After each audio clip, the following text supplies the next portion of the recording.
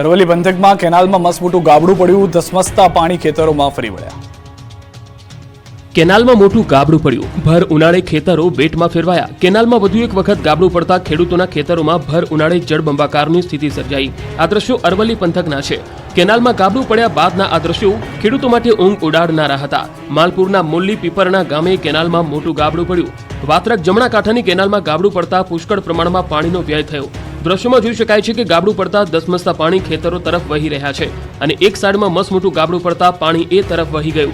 પાણીનો પ્રવાહ ગાબડા તરફ વળતા કેનાલમાં જાણે કે નાડું બનાવ્યું હોય તેવા દ્રશ્યો સર્જાયા. કેનાલની દિવાલ તોડીને ધસમસતા પાણી ખેડૂતોના ખેતરોમાં ફરી વળ્યા. પાણીનો પ્રવાહ ખેતરો તરફ વળતા ખેડૂતોને મોટા પાયે નુકસાન સહન કરવાનો વારો આવ્યો. એક તરફ ભર ઉનાળે પાણીની તંગી છે તો બીજી તરફ કેનાલમાં ગાબડા પડતા પાણી વેડફાઈ રહ્યું છે. તંત્રની બેદરકારીને કારણે પુષ્કળ પ્રમાણમાં પાણીનો વ્યય થયો અને આ પાણીએ ખેડૂતોના ખેતરોમાં પાયમાલી નોતરી એ અલગ. જિલ્લાના અલગ અલગ વિસ્તારમાંથી પસાર થતી બ્રાન્ચ કેનાલ અને પેટા કેનાલમાં અવારનવાર ગાબડું પડવાની ઘટના સમયાંતરે બનતી રહે છે. વારંવાર ગાબડા પડતા કેનાલ નિર્માણમાં વ્યાપક ગેરરીતિ થઈ હોવાના આક્ષેપો પણ ઉઠતા રહે છે. પાણી ન મળતા મહિલાઓએ માટલા ફોડ્યા. સાબરકાંઠાના ઈડરમાં મહિલાઓએ હલ્લાબોલ કરી. પાણી ન મળતા મહિલાઓ રણચંડી બની. સાબરકાંઠાના ઈડરમાં પાણી ન મળતા મહિલાઓ રોષે ભરાઈ અને માટલા ફોડીને વિરોધ નોંધાવ્યો. રેલવે સ્ટેશન વિસ્તારથી મહિલાઓએ નગરપાલિકામાં હલ્લાબોલ કર્યો. પાણી આપોના નારા સાથે મહિલાઓએ પાલિકા કચેરીમાં નારેબાજી કરી. અહીંના સ્થાનિકોનો આરોપ છે કે તેમને પીવા અને વાપરવાના પાણી માટે ભારે હાલાકી ભોગવવી પડી રહી છે. અનેક રજૂઆતો બાદ પણ પાણીની વ્યવસ્થા ન કરાતા વિસ્તારની મહિલાઓ રોષે ભરાઈ અને પાલિકા કચેરીએ ધસી આવી. પાલિકાના પ્રાંગણમાં મહિલાઓએ ખાલી માટલા ફોડીને રોષ વ્યક્ત કર્યો. અગાઉ પણ ભોયવાડા વિસ્તારની મહિલાઓએ માટલા ફોડી વિરોધ નોંધાવ્યો હતો. ત્યારે મહિલાઓ કહી રહી છે કે પાલિકાની ઘોર બેદરકારીના પરિણામે ભારે હાલાકીનો સામનો કરવો પડી રહ્યો છે. મહિલાઓના રોષને જોઈને અધિકારીઓ ઓફિસમાંથી બહાર દોડી આવ્યા અને તેમને સમજાવવાનો પ્રયાસ કર્યો હતો. ટાંકીનો કાટમાળ, પાણીની પાઇપલાઇન પર પડ્યો ભંગાણ સર્જાતા હજારો લીટર પાણી વેડફાયું. ભર ઉનાળે પાણી વહેતા આ દ્રશ્યો વડોદરાના છે. એક તરફ લોકો પાણી માટે રઝળપાટ કરતા નજરે પડે છે, ત્યાં વડોદરામાં જાણે કે પાણીની કોઈ કિંમત જ ન હોય એવા દ્રશ્યો સામે આવ્યા. વડોદરામાં ફરી એક વખત પીવાના શુદ્ધ પાણીનો વેડફાટ થતો જોવા મળ્યો. ટાંકીનો કાટમાળ લાઇન પર પડતા ભંગાણ સર્જાયું હતું, જેના કારણે હજારો લીટર પાણીનો વેડફાટ થયો. લાલબાગ ઓવરહેડ ટાંકી પાસે હજારો લીટર પાણી વેડફાતું હોય એવા દ્રશ્યો સામે આવ્યા. ચોંકાવનારી વાત તો એ છે કે છેલ્લા 6 દિવસથી અહીં ભંગાણ સર્જાયેલું છે, છતાં તંત્ર જાણે કે ઘોર નિંદ્રામાં પોઠી રહ્યું છે. પાણીની પાઇપમાં ભંગાણના કારણે દક્ષિણ વિસ્તારમાં લોકોને પાણી નથી મળી રહ્યું. બીજી તરફ તંત્ર કોઈ પગલાં નથી લેતું. પાણી ન મળતા રોષે ભરાયેલા લોકોએ તાત્કાલિક સમારકામ કરવાની માંગ કરી છે. કાળઝાળ ઉનાળામાં ડાંગના કેટલાક ગામોમાં પાણી માટે વલખા. પાણી માટે દૂર દૂર ભટકતા લોકો. રાજ્યમાં સૌથી વધુ વરસાદ નોંધાતો હોવા છતાં ડાંગ જિલ્લો પાણી માટે તરસ્યો છે. ડાંગ જિલ્લામાં ભૌગોલિક પરિસ્થિતિને કારણે ઉનાળો આવતા જ પાણી માટે વલખા મારવા પડે છે. ભર ઉનાળે લોકો પાણીની સમસ્યાથી પરેશાન છે. પાણી માટે તરસી રહેલા ડાંગના ટાકલીપાડા ગામના આ દ્રશ્યો જુઓ. ઉનાળાના સમયે અહીંના લોકોને પાણી માટે દૂર દૂર ભટકવું પડે છે. ગામ લોકોનું કહેવું છે કે પાણી લાવવા માટે ટેન્કર હોવા છતાં નેતાઓ ટેન્કરનો ઉપયોગ કરવા દેતા નથી. પરિણામે ગામ લોકોએ પાણી મેળવવા માટે ખાનગી વાહનોમાં દૂર દૂર સુધી રઝળપાટ કરવો પડે છે. પંચાયતના સભ્ય આ મામલે મદદ કરતા ન હોવાની પણ ફરિયાદ ઉઠી છે. પાણી માટે આમથી તેમ ભટકતા લોકો ત્રાહિમામ છે. ત્યારે ધારાસભ્યની ગ્રાન્ટમાંથી મળેલા ટેન્કરનો ઉપયોગ કરી લોકોને પાણી પહોંચાડવામાં આવે તેવી લોકો માંગ કરી રહ્યા છે. મહત્વનું છે કે ચોમાસા દરમિયાન ડાંગ જિલ્લામાં સૌથી વધુ વરસાદ પડતો હોય છે. તેમ છતાં ઉનાળામાં ડાંગના અંતરિયાળ વિસ્તારના ગામોને પાણી માટે વલખા મારવાનો વારો આવે છે. ધોરાજી પંથકના ખેડૂતોની માંગ, ઉનાળુ પાક બચાવવા નર્મદામાં પાણી આપો. સૂકા ભઠ્ઠ ખેતરો, ખાલીખમ કેનાલો અને જમીનમાં પડી ગયેલી તિરાડો જ કહી આપે છે કે અહીં પાણીની તંગી હશે. આ દ્રશ્યો રાજકોટના ધોરાજી પંથકના છે. અહીં આકરો ઉનાળો શરૂ થતાં જ પાણીની પારાયણ શરૂ થઈ. ચેકડેમ અને કૂવામાં બોર ખાલીખમ થઈ ગયા. ઉનાળુ પાક માટે પિયત ક્યાંથી લાવવું એની ચિંતા અહીંના ખેડૂતોને સતાવી રહી છે. રાજકોટ જિલ્લાના ધોરાજી પંથકના ખેડૂતો એક સાંધે ત્યારે 13 તૂટે જેવી સ્થિતિ છે. છેલ્લા 3 વર્ષથી ધોરાજી પંથકના ખેડૂતોને એક બાદ એક કુદરતી અને માનવ સર્જિત આફતોનો સામનો કરવો પડે છે, જેના કારણે ખેડૂતોને આર્થિક નુકસાન ભોગવવાનો વારો આવે છે.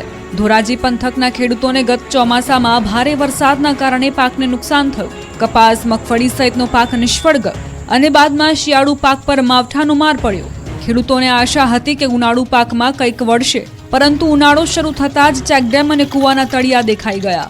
ધોરાજી પંથકના ખેડૂતોએ ઉનાળુ પાકમાં તલ, બાજરી, જુવાર અને ઉનાળુ મગફળીનું વાવેતર કર્યું છે.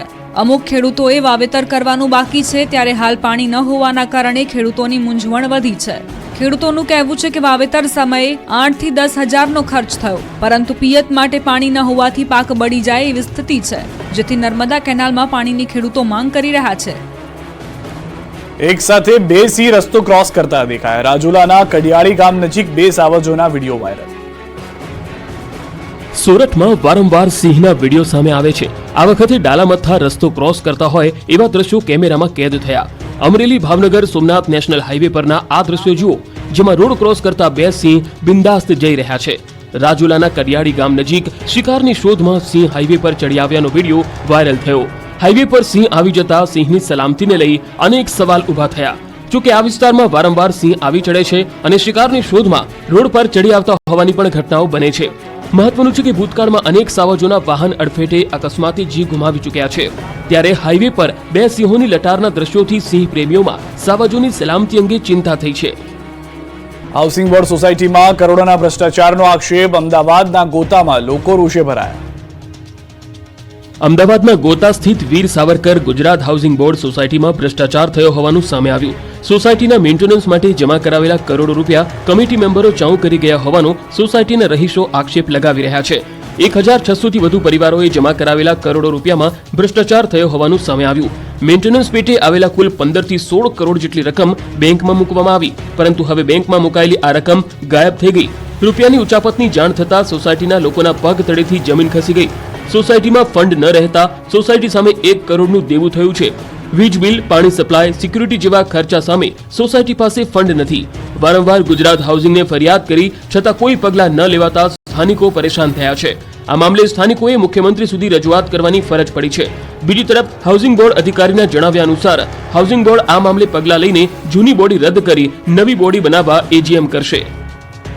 7મીએ ગુજરાતની 25 બેઠકો માટે યોજાશે મતદાન. ગુજરાતમાં પ્રચાર પડઘમ શાંત. ગુજરાતમાં પ્રચાર પડઘમ શાંત થયા છે. હવે ગુજરાતમાં મંગળવારે 25 બેઠકો પર મતદાન યોજાશે. 7મી તારીખે સવારે 7 વાગ્યાથી સાંજે 6 વાગ્યા સુધી મતદાન યોજાશે. 7 મે 12 રાજ્યની 93 બેઠક પર મતદાન થશે. ગુજરાતની લોકસભાની 25 બેઠકો અને વિધાનસભાની 5 બેઠકો પર પણ પેટા ચૂંટણી યોજાશે. પ્રચાર પડઘમ શાંત થતા સભા, સરઘસ અને રેલી પર પ્રતિબંધ રહેશે. હવે ઉમેદવારો ડોર ટુ ડોર પ્રચાર કરશે. ગુજરાતમાંથી ગાંધીનગર બેઠક પરથી ગૃહમંત્રી અમિત શાહ, રાજકોટથી કેન્દ્રીય મંત્રી પરસોત્તમ રૂપાલા અને પોરબંદરથી કેન્દ્રીય આરોગ્ય મંત્રી મનસુખ માંડવિયા ચૂંટણી મેદાને છે. નવસારીથી ભાજપના પ્રદેશ પ્રમુખ CR પાટીલ ચૂંટણીના જંગમાં છે, તો કોંગ્રેસમાંથી કેટલાક વર્તમાન ધારાસભ્યો ચૂંટણી મેદાને ઉતર્યા છે. ગુજરાતની સુરત બેઠક પહેલા જ બિનહરીફ થઈ છે, જેથી હવે 25 બેઠકો પર મતદાન યોજાશે. રાજકોટમાં પત્રિકા કાંડને લઈને રાજકારણ ગરમાયું. પરેશ ધાનાણીના ભાઈ પર ગંભીર આરોપ. રાજકોટમાં લેવા પાટીદારની વાયરલ થયેલી પત્રિકા મામલે ગંભીર દાવો કરાઈ રહ્યો છે. પત્રિકા કાંડમાં કોંગ્રેસના ઉમેદવાર પરેશ ધાનાણીના ભાઈ શરદ ધાનાણીનું નામ ઉછળતા ખળભળાટ મચી ગયો. ક્રાઇમ બ્રાન્ચે શરદ ધાનાણી અંગે પૂછપરછ શરૂ થયાની ચર્ચાએ વેગ પકડ્યો છે. 2 દિવસ પહેલા રાજકોટમાં એક પત્રિકા વાયરલ થઈ હતી, જેમાં ભાજપે લેવા પાટીદારો સાથે અન્યાય કરીને કડવા પાટીદારને વધુ લાભ આપ્યાનો દાવો કરાયો હતો. લેવા પાટીદારોને સતત ટાર્ગેટ કરાયાનો પણ આરોપ પત્રિકામાં હતો. આ મામલે કોંગ્રેસ કાર્યકર 4 પાટીદાર યુવકોની ધરપકડ કરવામાં આવી હતી.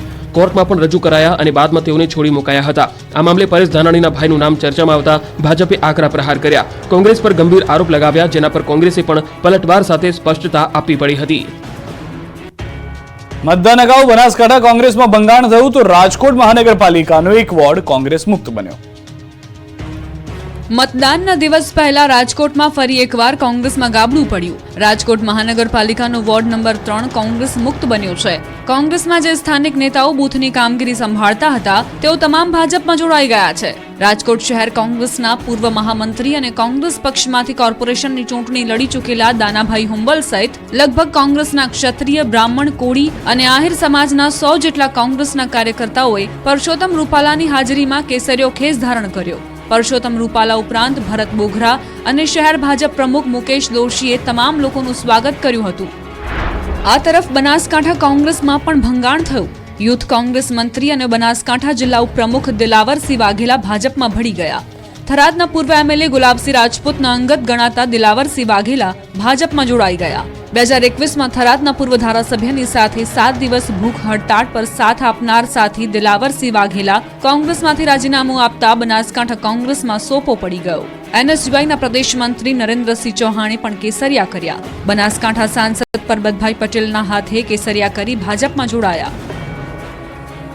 વધુને વધુ મતદાન થાય એ માટે રન ફોર વોટનું આયોજન. અમદાવાદ સહિત શહેરમાં લોકોએ મતદાન જાગૃતિ માટે દોડ લગાવી. ગુજરાતમાં મતદાનને ફક્ત ગણતરીના કલાકો જ બાકી છે ત્યારે લોકો અચૂક મતદાન કરે તે માટે વહીવટી તંત્ર પણ પ્રયાસ કરી રહ્યું છે. અમદાવાદમાં રિવરફ્રન્ટ પર મતદાન જાગૃતિ માટે રન ફોર વોટનું આયોજન કરવામાં આવ્યું, જેમાં મોટી સંખ્યામાં લોકો જોડાયા. લોકશાહીના આ મહાપર્વમાં લોકો અચૂક મતદાન કરશે તે માટે અમદાવાદ વહીવટી તંત્ર છેલ્લા 15 દિવસથી જુદી જુદી રીતે જાગૃતિના પ્રયાસો કરી રહ્યું છે, જેમાં અગાઉ drone show, painting, group awareness સહિતના કાર્યક્રમો યોજાયા હતા. માત્ર અમદાવાદ જ નહીં, રાજ્યના અન્ય વિસ્તારોમાં પણ રન ફોર વોટનું આયોજન કરાયું. લોકશાહીના મહાપર્વમાં જંગી મતદાન થાય તે માટે રાજ્યના અલગ અલગ શહેરોમાં રન ફોર વોટની થીમ પર લોકોએ દોડ લગાવી. રાજ્યમાં વલસાડ, સુરેન્દ્રનગર, વડોદરા, અરવલ્લીમાં રન ફોર વોટનું આયોજન કરવામાં આવ્યું. રન ફોર વોટમાં યુવાનો સહિત નાગરિકો જોડાઈને મતદાન જાગૃતિ અભિયાનના નારા લગાવ્યા હતા. તમામ શહેરોમાં યોજાયેલી મેરેથોનમાં મામલતદાર, નગરપાલિકા ઓફિસર સહિત રમતગમત અધિકારીઓ પણ ઉપસ્થિત રહ્યા. જૂનાગઢના સુખપુર ગામમાં ટીપી સ્કીમને લઈને વિરોધનો વંટોળ. ખેડૂતોએ મતદાન નહીં કરવાની ચીમકી ઉચ્ચારી. મતદાનને ભલે ગણતરીનો જ સમય બાકી હોય, પરંતુ કેટલાક વિસ્તારોમાં સુવિધાઓને લઈને લોકોમાં હજુ પણ કચવાટ છે, જેને લઈને સ્થાનિકો મતદાન નહીં કરવાની ચીમકી ઉચ્ચારી રહ્યા છે. જૂનાગઢના સુખપુર ગામના ખેડૂતોએ ટીપીનો વિરોધ કરી મતદાન બહિષ્કારની ચીમકી ઉચ્ચારી. ઘણા મહિનાઓથી નવી ટીપી સ્કીમની સામે જાજરડા, જોશીપુરા, સુખપુર સહિતના ગામોમાં નવી ટીપી સ્કીમને લઈ ખેડૂતોમાં વિરોધનો વંટોળ છે. કિસાન સંઘના નેજા હેઠળ રેલી, ઉપવાસ તેમજ અનેક કાર્યક્રમો આપ્યા હતા, પણ કોઈ ઉકેલ નહીં આવતા સુખપુર ગામના ગ્રામજનોએ મતદાન બહિષ્કારનો નિર્ણય લીધો છે. આજે ગામમાં રેલી યોજી મતદાન બહિષ્કારના શપથ પણ લીધા. ગ્રામજનોની ફરિયાદ છે કે અધિકારીઓ સરકાર સુધી વાત પહોંચાડતા નથી અને અમારી કિંમતી જમીન જતી રહે છે. સાથે તેમણે જનપ્રતિનિધિ સામે પણ આકરા પ્રહાર કર્યા. મહત્વનું છે કે નવી ટીપી સ્કીમમાં અંદાજિત 4000થી વધુ ખેડૂત સાથે મહિલાઓ, ખેડૂતો પણ વિરોધ કરી રહી છે. મતદાનને લઈને તંત્ર તડામાર તૈયારીઓમાં લાગ્યું. અમદાવાદમાં મતદારો માટે વિશેષ વ્યવસ્થા. લોકશાહીના મહાપર્વ લોકસભા ચૂંટણીને હવે ગણતરીના કલાકો બાકી રહ્યા છે, ત્યારે અમદાવાદ જિલ્લા વહીવટી તંત્ર દ્વારા મતદારો માટે વિશેષ વ્યવસ્થા કરવામાં આવી છે. જિલ્લામાં 1995 મતદાન મથકો પર મંડપ અને 778 મતદાન મથકો પર કુલરની વ્યવસ્થા કરાશે. ઉપરાંત દરેક મતદાન મથક દીઠ પીવાના પાણીની વ્યવસ્થા તથા પૂરતા પ્રમાણમાં ORS પૂરું પાડવામાં આવશે. કાળઝાળ ગરમીમાં મતદારો માટે જિલ્લા ચૂંટણી તંત્ર દ્વારા વિશેષ વ્યવસ્થા કરવામાં આવી છે. મહત્વનું છે કે 7મી તારીખે રાજ્યમાં મતદાન થવાનું છે, ત્યારે તંત્ર દ્વારા તૈયારીઓ પૂરજોશમાં કરવામાં આવી રહી છે. આ તરફ અમદાવાદમાં પોલીસ શાંતિપૂર્ણ ચૂંટણી પ્રક્રિયા યોજાય એ માટે ચૂંટણી બૂથ વિસ્તારમાં પણ સુરક્ષા વ્યવસ્થા ચુસ્ત કરવામાં આવી છે. અમદાવાદ પોલીસ દ્વારા સુરક્ષા વ્યવસ્થાને લઈ વિશેષ તૈયારીઓ કરાઈ હતી. અમદાવાદમાં 4132 જેટલા બૂથ આવેલા છે, જેમાંથી 931 બૂથ ક્રિટિકલ અને 3201 બૂથ સામાન્ય છે. ચૂંટણી પહેલા સરહદો પર સઘન ચેકિંગ. આંતરરાજ્ય બોર્ડરો પર પોલીસ એલર્ટ થઈ. રાજ્યમાં લોકસભાની ચૂંટણી નજીક છે, ત્યારે ગુજરાતમાં કોઈ પણ ગેરકાયદે વસ્તુની ઘૂસણખોરી ન થાય તેના માટે આંતરરાજ્ય બોર્ડરો પર પોલીસ એલર્ટ થઈ છે. દાહોદ પોલીસે રાજસ્થાન અને મધ્યપ્રદેશની બોર્ડર ઉપર રાઉન્ડ ધી ક્લોક ચેકિંગ હાથ ધર્યું. બોર્ડર ઉપર SST, FST, PSI સહિતના કર્મીઓ CCTV સહિતની ટેકનોલોજીનો ઉપયોગ કરી બોર્ડરથી પ્રવેશ કરતા અટકાવી રહ્યા છે. આપને જણાવી દઈએ કે દાહોદ જિલ્લાની અંતરિયાળ 19 જેટલી ચેકપોસ્ટ ઊભી કરવામાં આવી છે. 26 બેઠકો ઉપર લોકસભાની ચૂંટણી યોજાનારી છે. દાહોદ જિલ્લો રાજસ્થાન અને મધ્યપ્રદેશને અડીને આવેલો હોવાથી આ બોર્ડર ઉપરથી દારૂ તેમજ અન્ય કેફી પદાર્થોની અવરજવરની આશંકા હોય છે. અનેકવાર આ બોર્ડર પરથી કરોડો રૂપિયાનો દારૂ અને હથિયાર પકડાયા છે.